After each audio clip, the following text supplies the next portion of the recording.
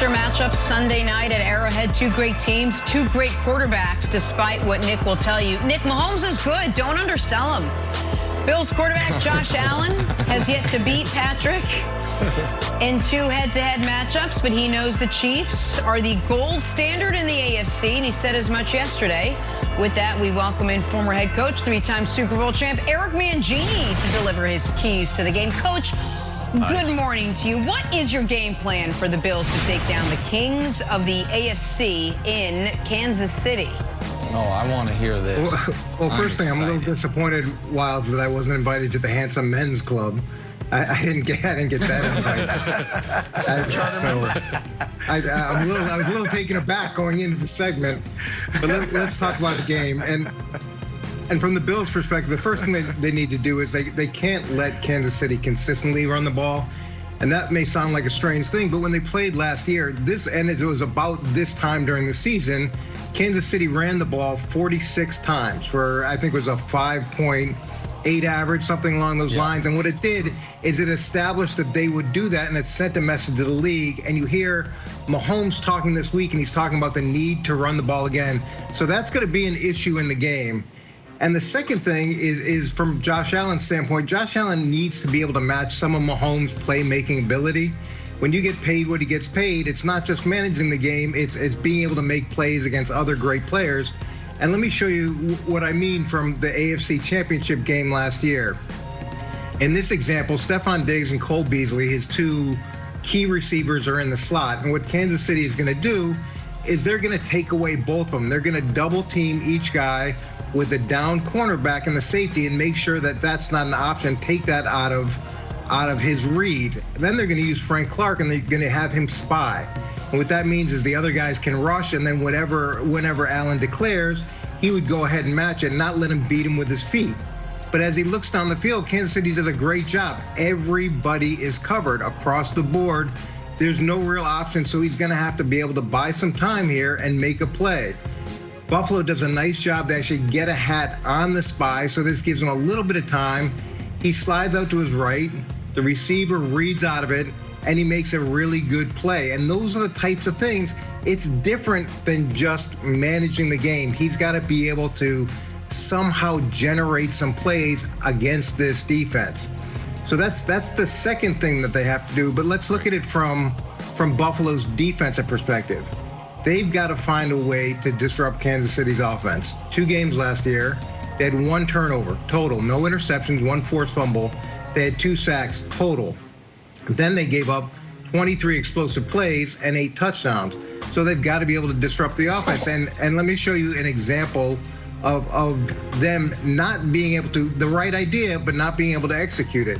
So in this shot, they go ahead and they take 2 linebacker types and they put them in the A-gap. And they're trying to get Kansas City to slide down to pick up those players, which they're able to do.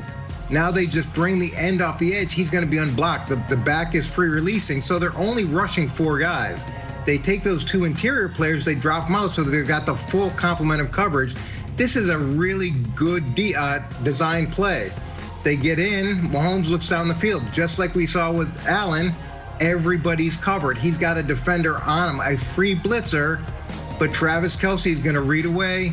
Mahomes doesn't get pulled down, and it's a completion, a 3rd down conversion. So these examples and these opportunities, they're pretty few and far between, but when you get them, you have to take advantage of them, and they've got to find some way to generate a negative play to slow down this offense. All right, that was a great breakdown, and every week these are great. This was particularly impressive because Coach was able to find, from the 2 games last year, a really good Bills play on offense and an almost good Bills play on defense. Those might have been the only 2 because the Chiefs embarrassed them twice last year. And this is as big of a regular season game for Buffalo as they've had in years. They built their entire offseason around how can we prevent Kansas City from dog walking us the way they did last year. First matchup, Coach said it, but I will reiterate it, 46 runs, 245 yards, and allowed Mahomes to complete 80% of his passes. Second matchup, AFC Championship game. The Chiefs spot the Bills 9-0 and then go on an AAU basketball style 38-6 run in the AFC Championship game. Josh Allen has never played a good game against the Chiefs. Patrick Mahomes has never played a bad game against Josh Allen. We can show the numbers. They are jarring and startling, and this is what Buffalo is chasing.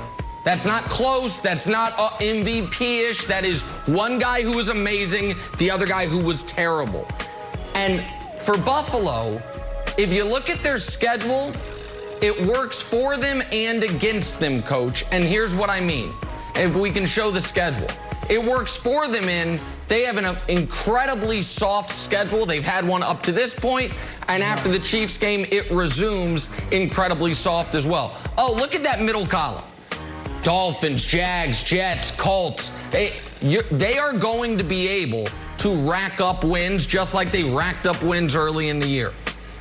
But, Coach, if they can't hang with Kansas City, I'm asking you, no matter what they do against bad teams, what's their headspace going to be like headed into the postseason when they know the Super Bowl goes through the Chiefs? If they got whooped by him in one way in the regular season, whooped by him in another way in the postseason, and then if the Chiefs beat them this year when the Chiefs arguably are shaky, defense not playing well, 2-2, and they are playing the best football of any team in the league, if the Chiefs beat them again, is that a massive mental edge no matter what they do the rest of the regular season?